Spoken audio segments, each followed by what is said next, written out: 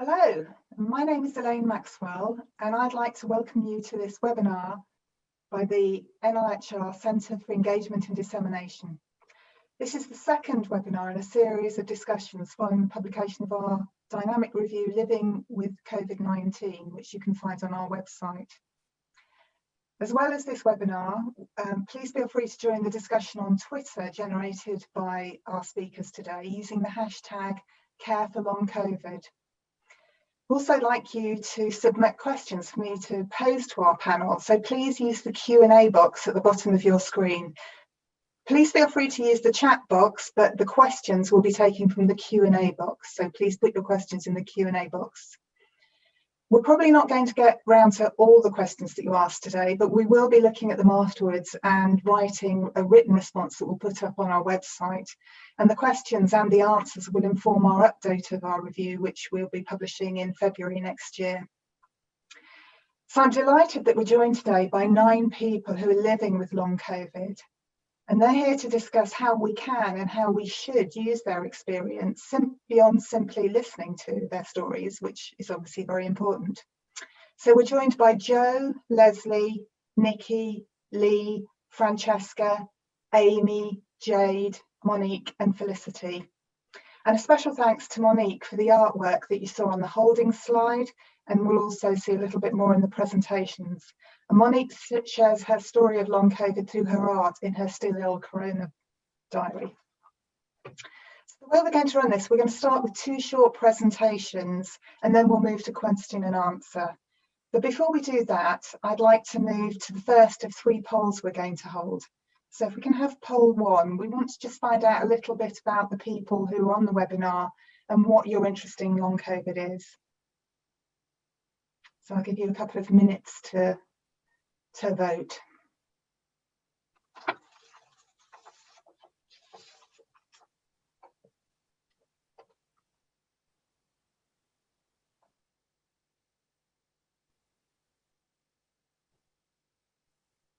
And just to say, from the registrations, we see there's quite a wide range of people, not only from the UK, so welcome to our overseas visitors who are joining us for this webinar. And so we have our results in, so quite an even spread, lots of researchers, a lot of people with long COVID, less health professionals, but that's maybe something we need to work on, and a smattering of other people who may well be policymakers. So thank you for voting, and I'm going to hand over now to Leslie, who's going to do our first presentation.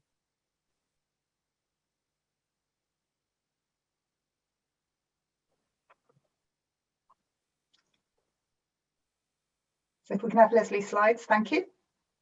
Thank you very much, Maureen. I'm going to speak a little bit about the patient's perspective and my own perspective.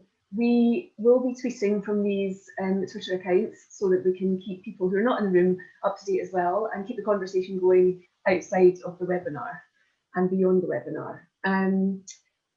The reason that I'm involved is, excuse me, I'm going to move my slide. James, I'm not sure my slide's moving. Could you maybe move for me? Here we go. We're keen to tell a story about what people with long COVID need you to know now. For decades, I worked as an internal consultant. If you could move the next slide, please. So I worked for years in large organisations in corporate world and academia, looking at how to support change management.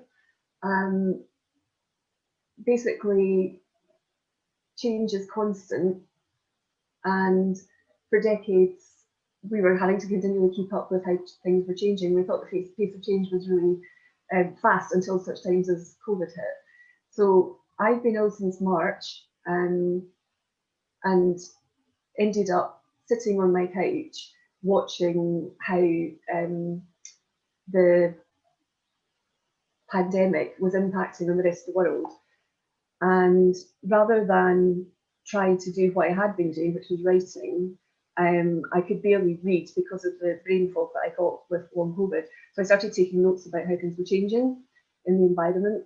thinking I would write about that when I got better in a couple of weeks' time. However, things never really materialised the way I expected. I ended up getting involved in a support group for people with long COVID, which has grown exponentially. And since July, I've been doing media on behalf of that group in order that we can try and raise awareness of what's been happening, because it feels like there was this invisible group that weren't really being noticed for several months. And next slide, please. So a few myths that we wanted to bust while we had the opportunity. We've had lots of media coverage, but it's really important that we manage to hear directly from patients. And the first thing that every person with long COVID experiences then is to, thank you, James. I've now managed to take control of the slides, which is great. Okay, start afresh. So the first experience that people with long COVID have is this thing, thinking that it's only me, I'm the person with weird and wonderful symptoms, and nobody else is in that situation. And so the revelation for everybody is when you discover that there are Facebook support groups, there are long COVID Twitter accounts posting. We currently have 30,000 members in the long COVID support Facebook group, which was started in May. But inevitably people take months to find their way to their community. And you'll see from quotes today how important that community is for people. It's the only place where you can find support in the middle of a pandemic with a new emerging illness. And recognition was clearly very important, but we were also really keen to get research to understand what was happening and rehabilitation for people affected. So the first reality we want you to take away from this is, please can we just accept that long COVID exists?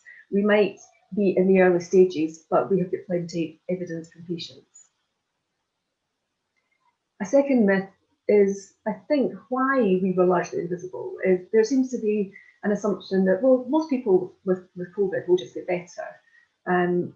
But we don't actually have any data to tell us if that's true or not. We've only been experiencing this situation for sort of 8 months now, which has been a long 8 months. But right from day one, we noted down infection rates, hospitalisation numbers, numbers of deaths. We looked at all the demographics, all the genders, and all the geographical locations. But nobody paid any attention to those of us who got ill and stayed at home. As I say, the assumption is we were just going to get better. But that's not proven to be the case. The other thing about just getting better, people who are long COVID are active with their management of their illness. And the best information about how you can support yourself, how you can try and improve your situation, comes from peers, largely through support groups and online. So the second reality is we need to count long COVID. And Dr. Nisreen Alwyn, who's also on the call, I think, today as an audience member, has been campaigning for this for a very long time. We do need to understand the data if we're going to make progress. The myth that we all appreciate from the early days, that's been hard to get beyond, is this idea that only certain elements of society are impacted by COVID. And these arguably, unethically, can be seen as expendable. But even if that were an option, practically it's not. We can't shield people who are at risk because the illness is indiscriminate. It can strike anyone.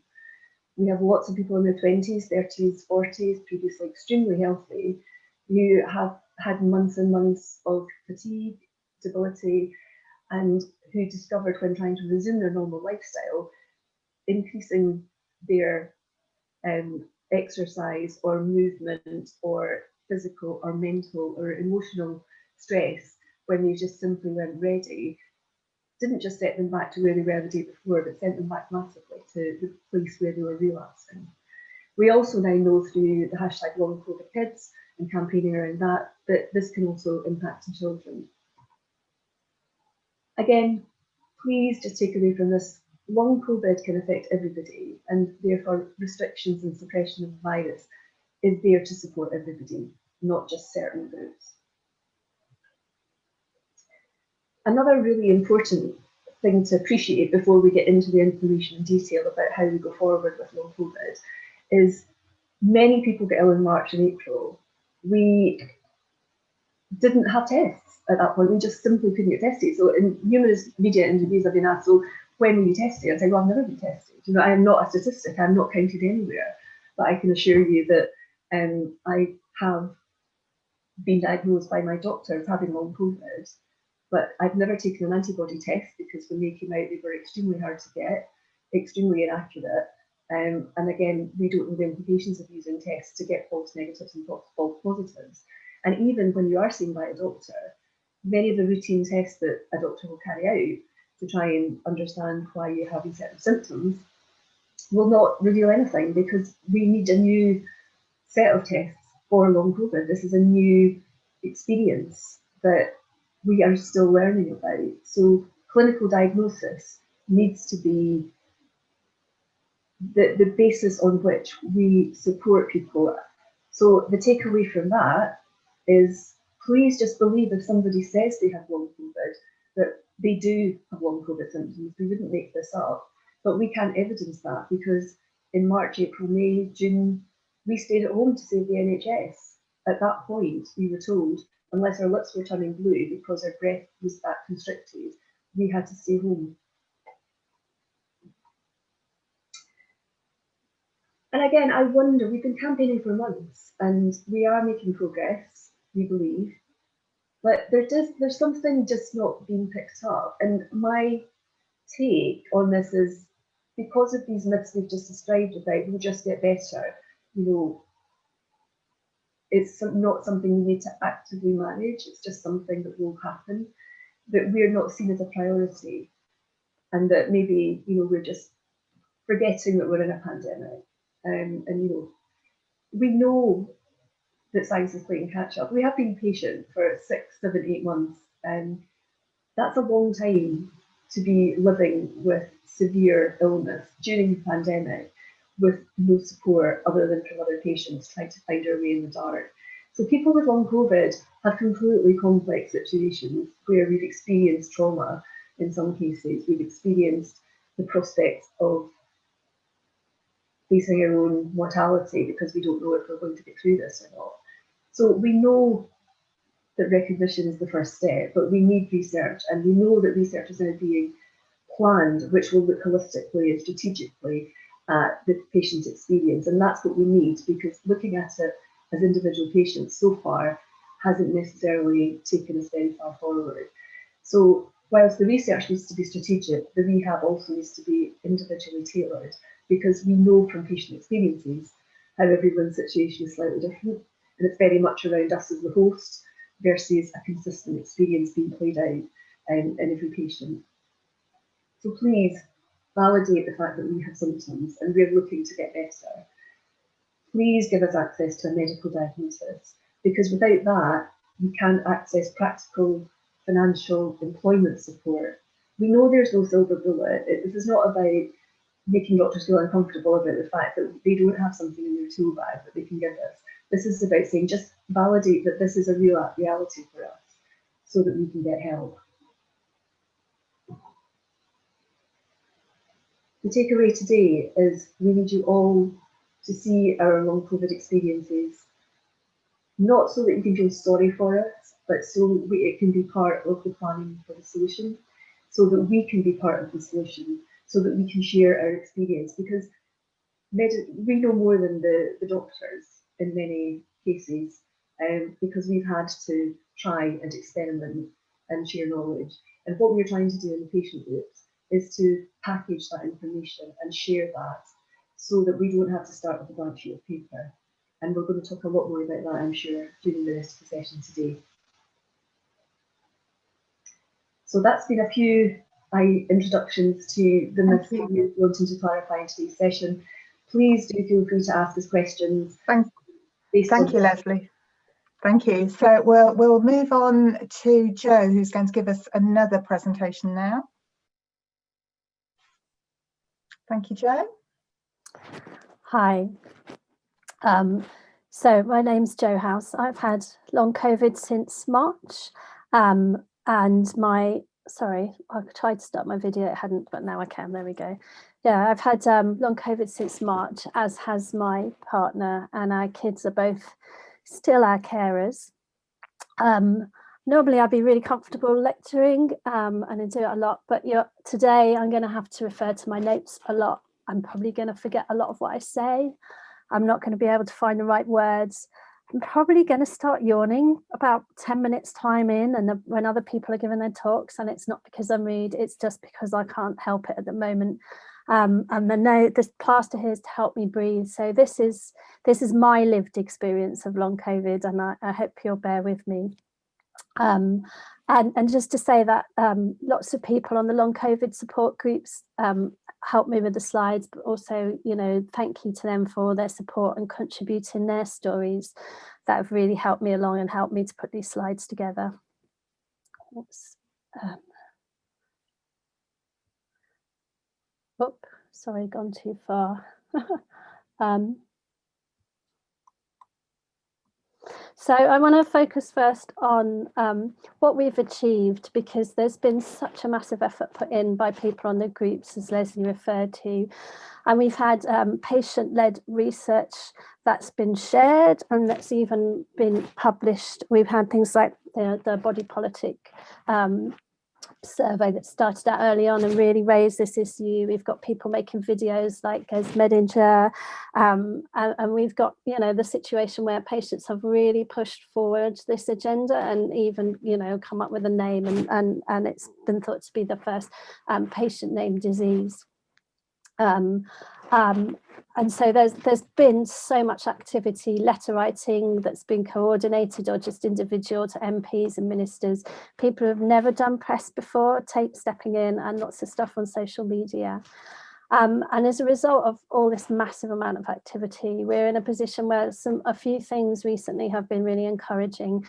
So the scoping for the NICE guidelines recognises that this has a really broad range of symptoms. It also recognises that you can diagnose by symptoms, and it emphasises the importance of the patient experience. Similarly, the new research funding call that's coming out this week from UKRI, that also recognises the patient involvement in research design, and previous research has mostly been on hospitalised patients, which is of course really important, but this now includes non-hospitalised patients. There's new funding been announced for COVID clinics that are meant to be being commissioned throughout November and early December, that should include non-hospitalised patients and include specialists in a variety of different specialisms. And there's NHS guidance that just came out in the last few days for post-COVID services. So that's quite a lot. So what still needs to be learned, and we've got another one of Monique's brilliant illustrations here that talks about some of the range of symptoms, and these physical symptoms are becoming more and more widely recognised, although people on the groups have said they still feel the neurological symptoms need more emphasis. But the physical symptoms are getting more attention, and we're all gradually being sent off for scans for this, that and the other, and blood tests, the lucky ones of us. But Leslie touched on this, and I really want to come back to this because I feel like I can't emphasize this enough, this issue of being believed. And I also feel quite shocked that this is still an issue. So these are all comments from people on the groups, and apart from one of them, which is from me, which was in the NIHR report, all of these have been on the groups within the last 2 or 3 weeks. Every day there's posts about being believed, and I'm not going to read them out. You can hear my throat's a bit dodgy. I just want to let you read them for a minute.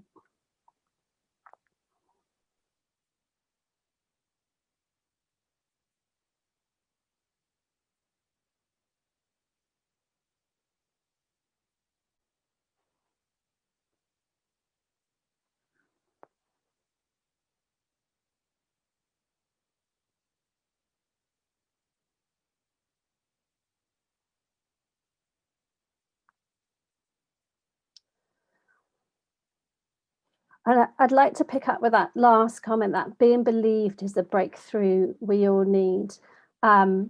This is honestly, people talk about watershed moments when they feel listened to and they feel believed. People understand that this is new and we don't have all the medication. They just want to feel supported. And there's been, anecdotal evidence that, that really helps, that it allows, once patients feel believed, they can focus on their physical healing. And it also helps with their mental state, which is my next slide. So again, Leslie touched on this. I want to go into it a little bit more because so many aspects of what we all experience lead to mental health problems. So it's talked about the post-traumatic stress disorder from hospitalized patients, but that's also the same for people who coped at home and had very scary symptoms and felt quite alone with that. There's the stress of not being believed. There's the worry about the symptoms that are ongoing, sporadic. You suddenly get new symptoms or recurrence of symptoms that are often really debilitating. There's uncertainty about the future and the inability to be able to make plans. There's the need to sort of accept, actually, that we can't do as much as we used to be able to in our lives, and that you need to be able to let go of that. And by letting go of things, there's a sense of loss of self-worth and self-value. There's the loss of income and work, which I'll come on to. And just this general coming to terms with the fact that our lives compared to what they are before are quite disabled. And these symptoms that we have make the stress worse, but also the stress makes the symptoms worse. So there's a need to deal with this together. But there's lots of barriers, I think, to accessing mental health support. There's, I think people are accessing more physical health than mental health. And I think it's because people tend to focus on the physical health when they're not breathing. That's a priority. There's a lack of ability to access their mental health support, not enough being available, and the fear of actually being gaslighted. So being, it's thought that your symptoms aren't due to long COVID, they are just to the mental health aspects. There's not being well enough to access, which I'll come into again, and there's the whole stigma around mental health. But again, there's a lot of evidence, anecdotal evidence, that people have got the mental health support, then they will heal faster. Unfortunately, or unfortunately, whichever way you look at it, the mental health we're getting at the moment, the support is mostly from each other on the groups. And there's a lot of support going on the groups. But, we're not experts in this. We're trying to care for each other, but we need access to mental health services as well.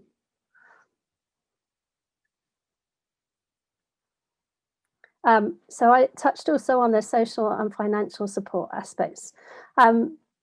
Many people are running out of sick pay, 3 or 6 months, depending what their sick pay coverage is. Many others didn't have sick pay. They might be self-employed and they can't work. Many are losing out on jobs. They're actually, they're being sacked because they can't work, or they can't apply for jobs that are coming up because they don't feel well enough to. So there's a huge financial burden for people that isn't being picked up by a government furlough scheme at the moment.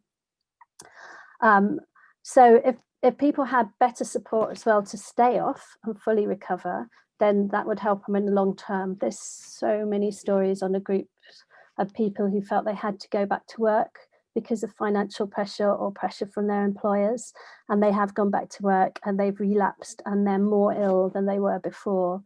So it's really important that people get the support to have the time off to heal. People need help with access to food if they can't go shopping, for childcare if they can't properly take the kids on the school run or whatever they need to do. People might need disability aids and mobility aids. People might not be able to drive and might need extra support for transport and taxis. So there's lots of new costs people are facing, and that's costs of care, costs of transport, costs of support, cleaners maybe. Some people are having to access private tests. Lots of people are looking to alternative medicine. So, and I think it would be helpful that people have more information about who can help them, and that we engage with our dialogues, not just with policymakers and medics, but with the unions, with benefit advisors, with the Citizens Advice Bureau, and with social services, and bring all of these people together to be able to help us better. Accessing support while you're really ill is really, really difficult. Lots of us were previously very healthy, and now we're facing new illnesses. We don't know really what support we need sometimes. We definitely don't know what support is available. And if we do hear that support's available, we don't know how to access it. The systems, can be quite, when you're new and facing the benefit system or have the healthcare system, it's really difficult to understand how these things work. And how you do all that when you're so ill that some days you can't string a sentence together, and some days you can barely pick up the phone to write a text. I think this is really, really challenging. There's a lot of hope on the groups about having COVID hubs, and this sense that this is really important, to be able to go somewhere where you have a one-stop shop, where you have someone you can talk to that can look at all of these things, that can give you advice across a range of different areas, and then yes, refer you to specialism. But that needs to be really holistic. It needs to cover a range of physical conditions, mental conditions, and social care. And it really needs to be personalised, because we all have very different experience from each other. So that's what we are as patients really looking for. But also there's quite an issue about those who are falling through the cracks, the people who aren't accessing support from their GP, the people who aren't accessing support from support groups, who aren't hearing the shared stories about, well, go and you can try asking for a D-dimer test or this, that, the other, or you can get PIP, disability allowance. So what about, how do we deal with those people who are falling through the cracks, who aren't able to advocate for themselves, and who don't really know what is available and how to access it? So where do we go next with the lived experience? What I'm doing here is, I don't have the answers. I'm just a person with long COVID, like many others. But I've got a lot of questions that I think have come from what I see on the groups. I think it's really important that we continue to push to have the patient voice in designing policies that will affect us, in designing research that is meant to include us, and in defining services that we're going to be able to access. But it's also, I think, why are we having to push? This should be obvious that we shouldn't have to push to be included. So, and let's say that to people on here, and NAHR, thank you for having this and for including this in this dialogue, but we should just be included as a matter of course in these things. So where do we go next? What do we really need to do? I think, what is the essential advice that we need? I think that's a really important thing to work on, is for example, with rehabilitation, should we exercise or not exercise? There's different, depending what our personal experience and conditions, what we have going on, that would be different advice. Advice around benefits. What are all the different things that people are asking, and how can we put this together? A lot of us have spent the last few months advising each other, and it's often people ask, oh, how did you get better? What advice would you give us? And so being able to pull together what advice we would be given to current long haulers and people who have COVID to avoid them becoming long haulers. I think there's a lot of really useful things shared on the groups that we could bring together, but how can we best bring it together, and how can we share that learning and support nationally and internationally? Are the right things reflected in official advice to patients and professionals? And I know most people haven't really felt very happy with the Your COVID Recovery website. There's a lot of stuff there, but there's a feeling that it could be improved a lot more. How can we influence that? How can we influence the NICE guidelines and NHS guidance? You know, we're not professionals, so knowing how we can do that would be really helpful. And knowing who we should lobby and how that could be done. And then finally, how can we organise ourselves? There's so many different Facebook groups, which is just great. But how can we best organise and also get support to do this, because many of us are ill, and many of us have other priorities like work and families. So how can we get the support to do this financially and practically? And as I said, I don't know all the answers. There's hopefully just really posing some questions to go into the discussion phase of this. And I think it's also as well, not just about how we do this as a patient community, but how we do this together as a patient community working with health and social care professionals. Thank you. Thank you, Jo, and thank you, Leslie. I think it's probably more important that we hear from some of the other panelists, so I don't think I'm going to go to the other polls at the moment. So I think I'd like to start by asking Felicity, how important is understanding the lived experience to understanding long COVID and avoiding narrowing the diagnostic criteria? And something that's come up a lot on the questions in the Q&A box is, how important is it to use the term long COVID? And what do you think about the fact that a number of people, including NICE and NHS England, are now using post-COVID? Thanks, Elaine. So I think the really crucial thing to remember is that long COVID as a term emerged on social media from patients.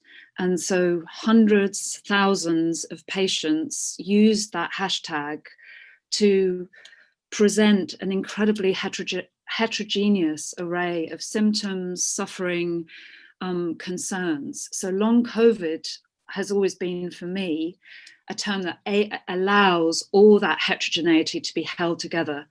All we really know about persistent symptoms is that it's long. We don't know what the mechanisms are yet. We don't quite know when an acute phase passes into something else. So for me, and I think for many, many patients, long COVID, one, it has an incredibly forceful, simple sense about it and it's become very widely known. And secondly, it doesn't close things down. So it's a kind of excellent placeholder term that I think is also an excellent public health term. Like if you're told you might get post-COVID syndrome, I think it's far easier to push that away and think, I don't need to worry about that. Whereas long COVID holds the suffering of all of us and the need to work out what's going on really in the forefront. So that's why I'm concerned, as many patients are, that we close things down too rapidly. We think we know what persistent symptoms are. We think we know what a post-viral syndrome looks like, and we might miss, scientists might miss, and clinicians might miss all sorts of things and all sorts of patient experiences that have not even been brought into scientific view yet. Thank you. So lots of nodding from our other panelists, and certainly more conversation to have on what we call this. And I think the point you make about we don't really understand the mechanisms of this, a lot of people assume that it is just a post-viral syndrome. So if I could go to Amy next, and Amy is a GP who's suffering with long COVID. Isn't long COVID just a post-viral syndrome like other post-viral syndromes we've seen? I think we mustn't forget that COVID didn't exist this time last year. So if you use labels like post-viral syndrome, you assume it's going to behave like whatever other virus you're thinking of. So the trouble is we cannot predict the future behaviour of something that's only just unfolding in real time in front of us. We need research to look at this, to find out more. we're seeing patients being diagnosed with strokes, blood clots, neurological disorders several months down the line. I agree with the others, it's not post anything, you know, and more needs to be understood about the disease process that are going on. And if you label it as a post-viral syndrome at this stage, you're going to get pigeonholed and shoved away. And that's my big concern about that. Okay, thank you. Lots of agreement from your colleagues there. So it's important then that people with lived experience are at the forefront of defining this and understanding what's happening. And a lot of questions coming in from people listening about why isn't lived experience given equal weight to scientific evidence. And so I'd like to come to Monique, really, who's used art to describe her experience. Should people with long COVID use scientific and medical language if they want to influence researchers and health professionals? Thank you. Firstly, I'd say the bottom line is that, as Leslie has said, there are a lot of people who do not believe that COVID-19 exists. It's being called the scamdemic still, and there are a lot of people on social media that don't believe it exists. As Joe has mentioned, this is a complex illness and it presents in different ways. It's not detectable by many sort of standard testing, even antibodies, as we know. Therefore, simplicity is essential to avoid miscommunication and distrust in the credibility of information, hence fake news becoming the term of 2020. I'll be quick in my answer, but I just want to say that I think there is a great need for public messages about the virus to use simple but specific language, making clear that this virus is real. I think that we need to learn about the communication techniques in the tabloid press. The reason they're so popular is because of the simplicity in the use of images and text, which I think is the opposite to how academic and medical communities can approach the public. We obviously need to convey information from people who are ill that allows us to say how this has affected our bodies, how it's changed us emotionally, how it's changed our relationships, our work prospects. And I think that way people can really comprehend what this illness can do.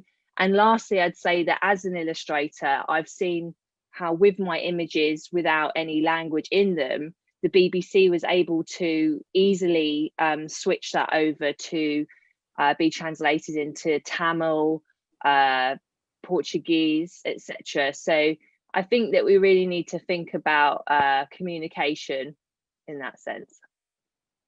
Yeah, and a really important issue about people for whom English isn't a first language, and there are a lot of people for whom English isn't a first language in the UK. So the three of you have talked about the importance of being understood and believed, and that came out of the presentations. But we also know that sometimes it's a problem when you have sympathetic health professionals who keep sending you for lots of tests. And Jade, I wondered if I could ask you, how helpful is it to be repeatedly sent for tests for some physical pathology that meets a previous understanding of illness when you're expecting that they're going to come back negative? It's really difficult, to be honest. You're grateful on one hand that, you know, the doctors and the medics want to and kind of investigate, but when you're constantly sent for, you know, certain tests and they come back as, you know, that you know, everything is clear and so on, it can kind of cause you to kind of think, well, you know, what is going on? You know, I've been experiencing extreme chest pains for the past several weeks and sometimes not able to walk from my home to kind of get in the car because I'm not able to walk very far anymore. And I went to my GP and kind of just said, you know, this is getting a lot and I'm getting quite worried about it. And he had offered to send me for chest x-ray and bloods.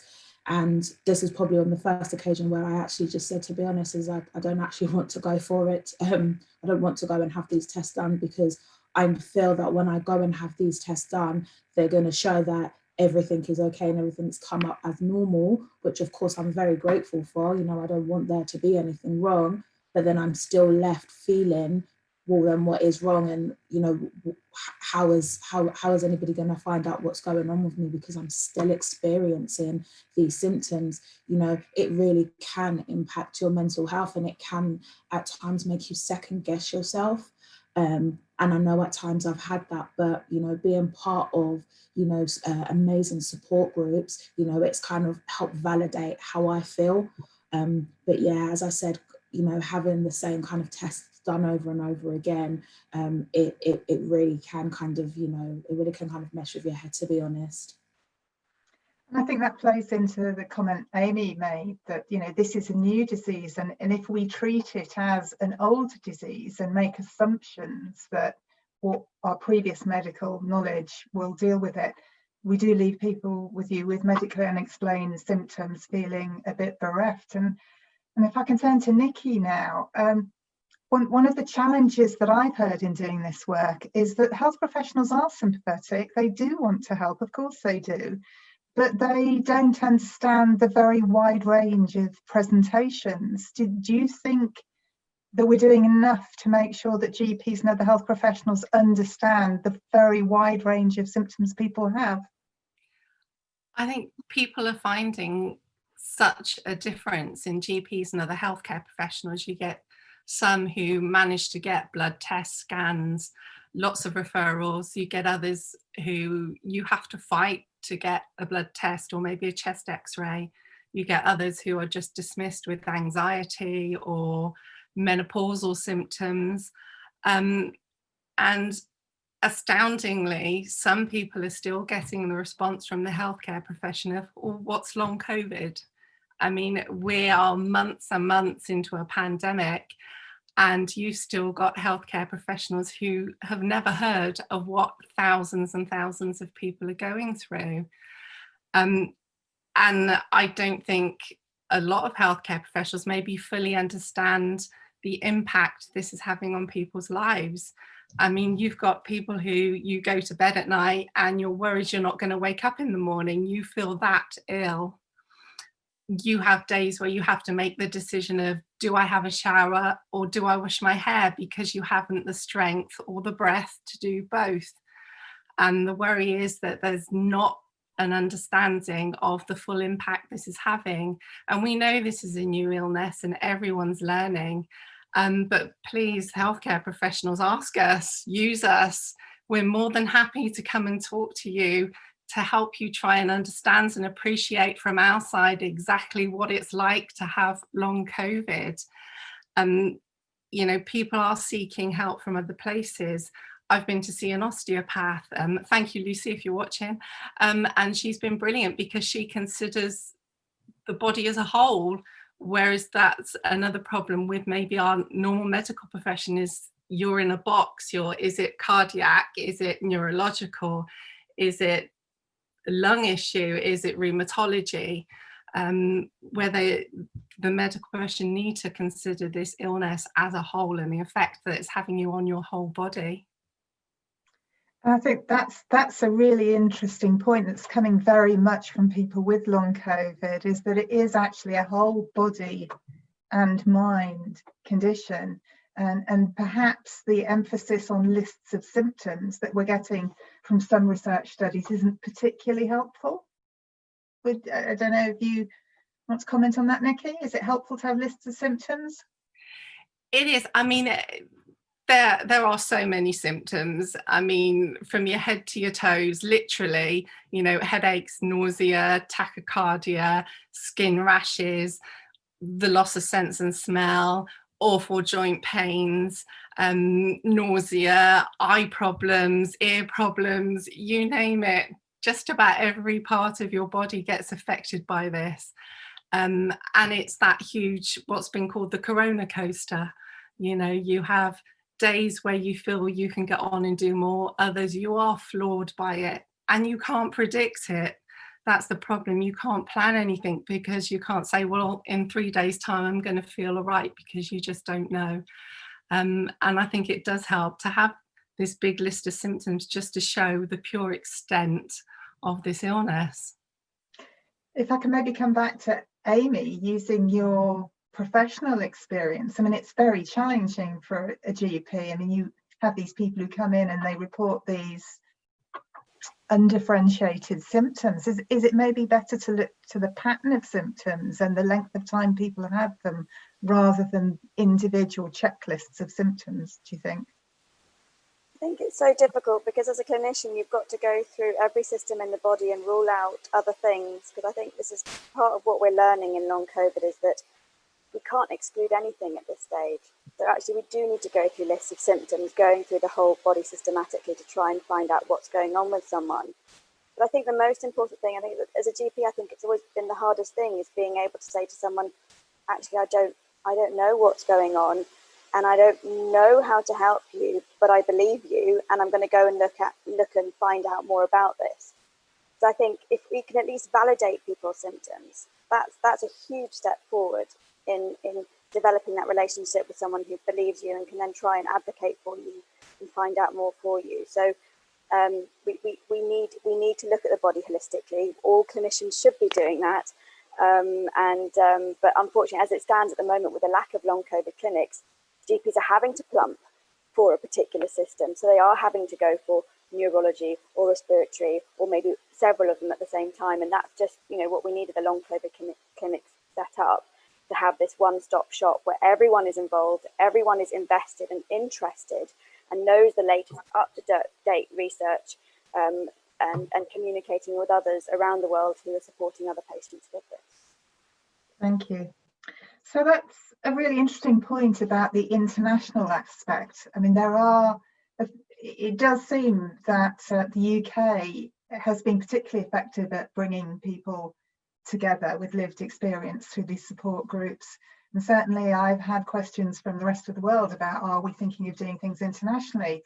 But actually, I'm not sure we're very good at doing things across the UK. So I wondered if Lee, if you wanted to talk about the extent to which the four nations of the UK are working together and what we could do to improve that.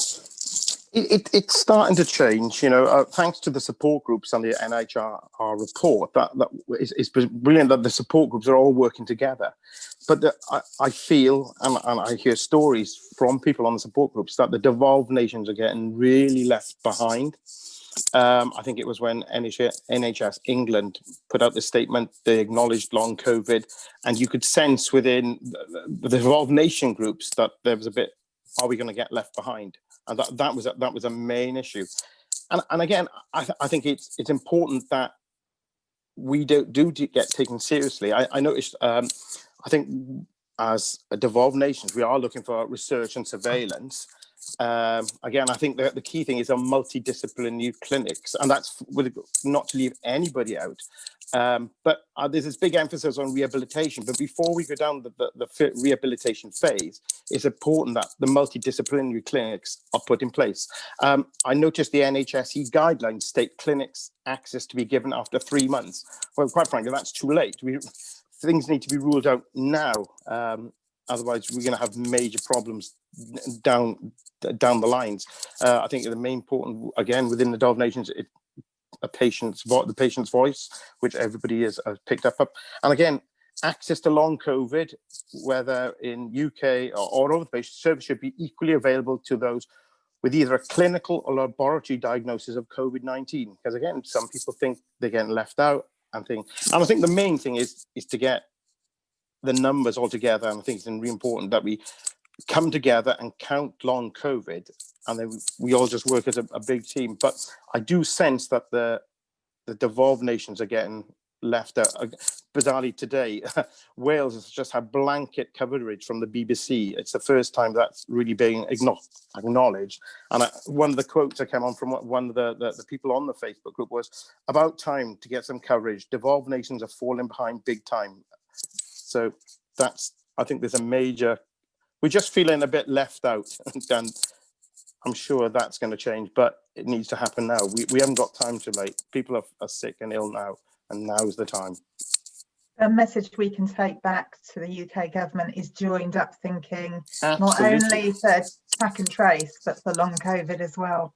Absolutely, and count long COVID and count the numbers. Yeah. You know, we get the statistics daily, but So, that's a massive issue that's missing from the statistic is the people that are sick. So this issue has come up a number of times, and it's come up on the questions about what is the prevalence of long COVID. And there are some people confidently saying they think what the prevalence is. And the Zoe app came up in our webinar last week as well. But it depends on the definition you're using as to what your prevalence is. So the Zoe app was people who'd had a positive test, and there are all sorts of issues about people who use apps may not be representative of the whole population. I noticed yesterday Dr. Fauci, who's been resurrected in America, Yes, was saying that he thinks it might be up to 35%, but the answer is we just don't know. Yeah. And actually planning services is really hard when you just don't know, isn't it? We talked a lot about the need for support at the early stages and investigations, but of course, what's clear from the support groups is the people who are at risk of getting long COVID seem to be quite different from the risks of dying of COVID-19. And a lot of you, as we're showing here, are economically active. You're in jobs, or you're at the age you would be. And I wonder, Francesca, if I can ask you a little bit about how employers respond to people being off sick, because of course sometimes when people are off long-term sick, you can say I think they're going to be off for 4 months, but with long COVID you have no idea how long you're going to be off. What's your experience, and what sort of support do employers need? Thanks, Elaine. Yeah, it's a tricky one, because as we have seen, nobody knows the different manifestations of long COVID, and how long symptoms will go on for.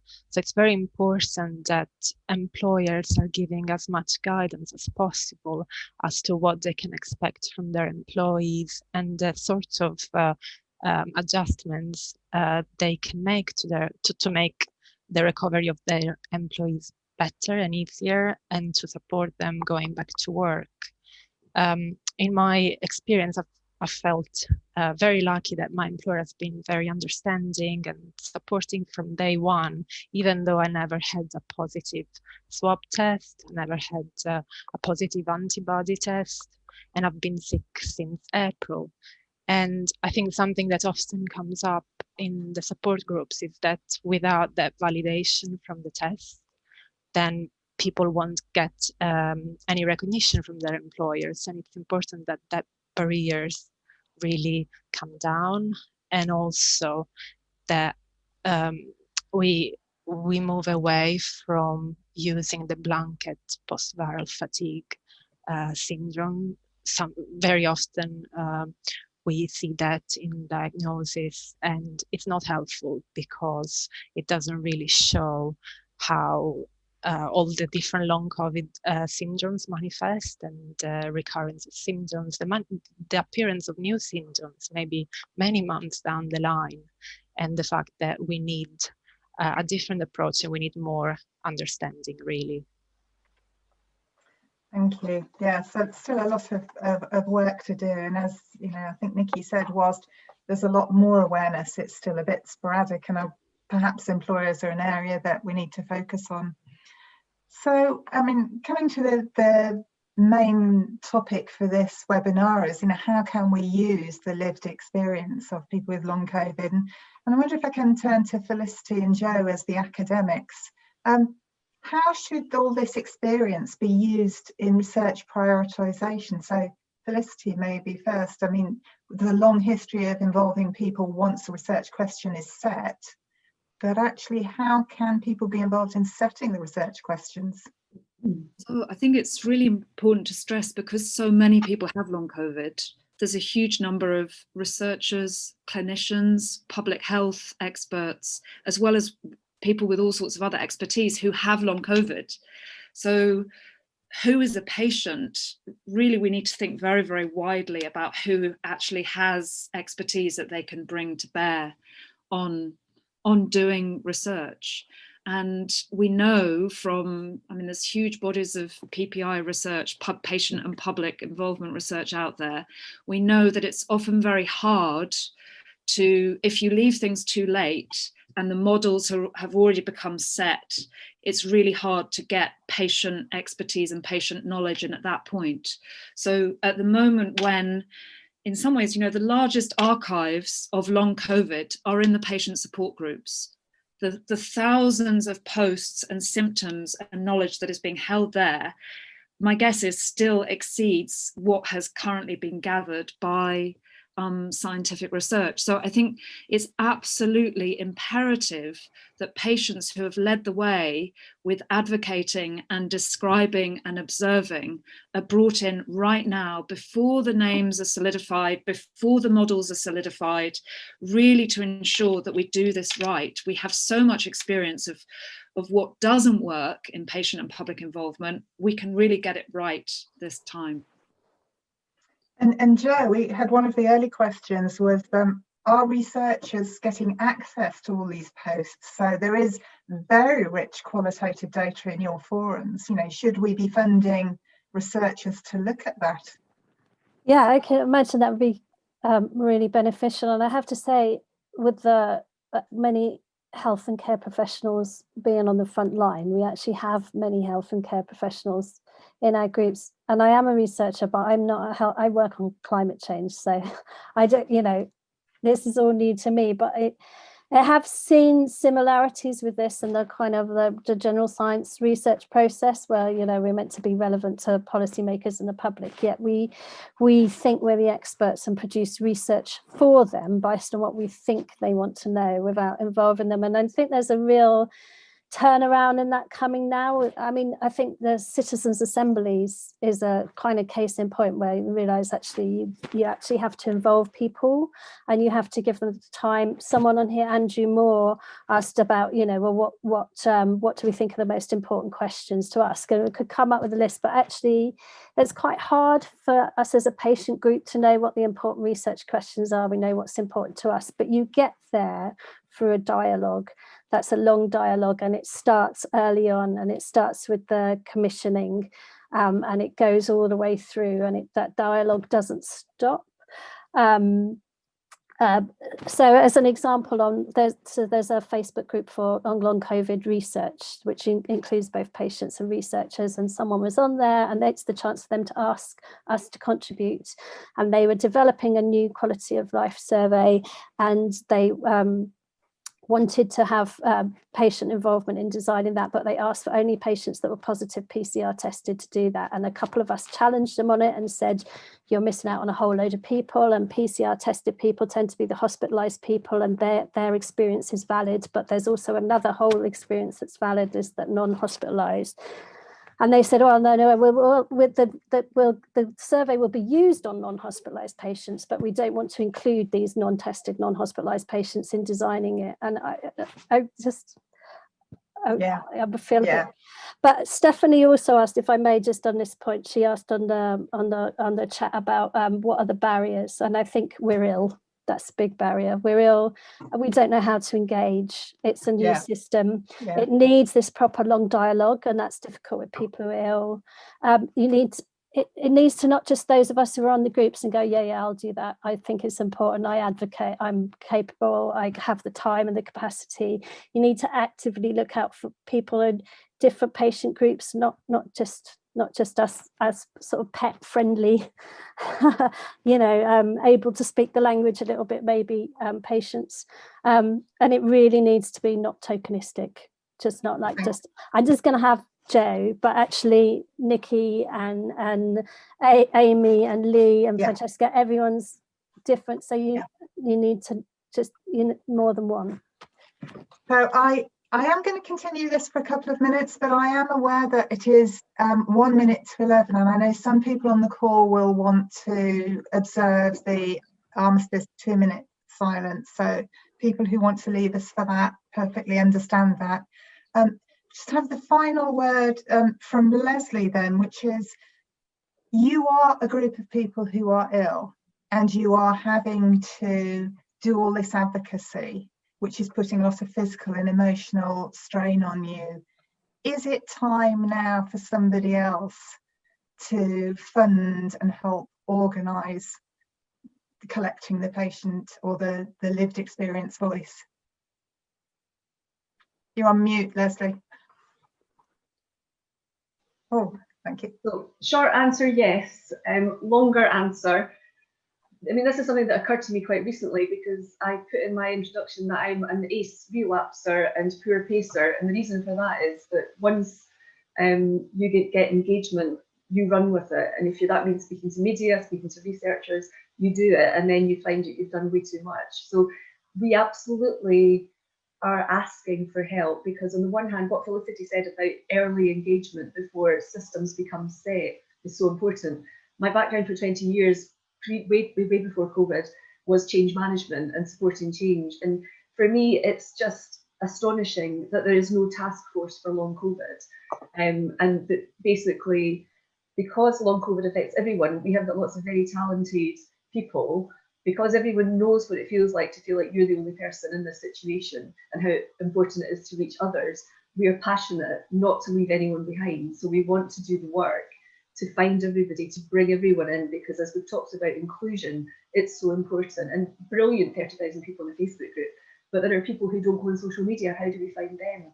So we go into the papers, we go on local radio, and it's a huge full-time job for me right now. I was freelance, I'm not earning any money, I'm basically a full-time campaigner, because I know how important this is and the urgency attached to this. So we don't want someone to come in and take over and say, it's fine, you go back to your bed, we'll deal with it now. We want to be part of the task force. We want the patient voice to be put forward, but not just as patients. I'm a change management specialist. I would love to have a conversation with people running a task force to say, let me tell you how I would support you if I was working in your business. Not just from the point of view of someone with long COVID, although that's extremely important, but because I've been watching from my couch as a couch-based activist to see how COVID is impacting on society, on the workplace. I was writing about workplace inequality right up until I got COVID. And now I'm basically researching what we need to do to get back on, to build back better, as everyone is saying, but to do so in an inclusive way that includes people with long COVID, that gets people back into the workplace, that makes people feel they're still part of society, even if they're only at 50% energy levels. And we were really poor at having inclusive workplaces before COVID, and all of a sudden we're working at home and everyone's working flexibly. So we've proven that the system has broken. And the hardest thing with change management is to persuade people to change the status quo. We've done that. So it's so important that we fill that vacuum with better ways of doing things. So we get really frustrated when we say we have existing resources in NHS Scotland. Absolutely, we're not going to start with a blank sheet of paper, but please let us help design a system that will work for us. And brilliantly, some of our long COVID Scotland group are on a simultaneous call with people in Scotland to talk about how to redesign healthcare in the time of long COVID. So it is happening. But Margaret Haddon made a brilliant point in the chat that I was following earlier, which is, as you say, we have limited energy. Lots of our life is on hold while we're trying to get people to take us seriously, take our hand and take us forward, whether that's pushing our wheelchair for us or actually doing some of the work for us. But Margaret was saying, if we're invited to meetings that suck up our time and energy, and then people go off and just do what they were planning to do anyway, we need proper involvement. We need proper consultation. And we have a lot of incredibly bright, talented, passionate, driven people who want to help. Yeah. So definitely something to think about. How do we help you, not take over, but how do we help you and enable it while you're feeling ill? Because it's a difficult job even when you're well. I'm afraid I'm going to have to bring this conversation to an end. It's always frustrating because you really get into the meaty stuff at the end, don't you? Just remains me to just thank all our amazing panelists, and just like to tell you one thing you might not have seen. Michael Rosen, who has talked a lot about his experience, has left a comment saying the panel is so impressive, and I couldn't have put it better. You are been so insightful, and I can only extend all my thanks to you. And thank you to everybody who logged on and listened. We have recorded this. We will be putting it up on our website, so it'll be freely available to share and to view. I can see there's an awful lot in the chat box and a lot of questions I didn't get round to, so we will look at those afterwards, and we will talk to our panelists, and we will produce something to answer your questions and address your comments. So just thank you all very much, and goodbye.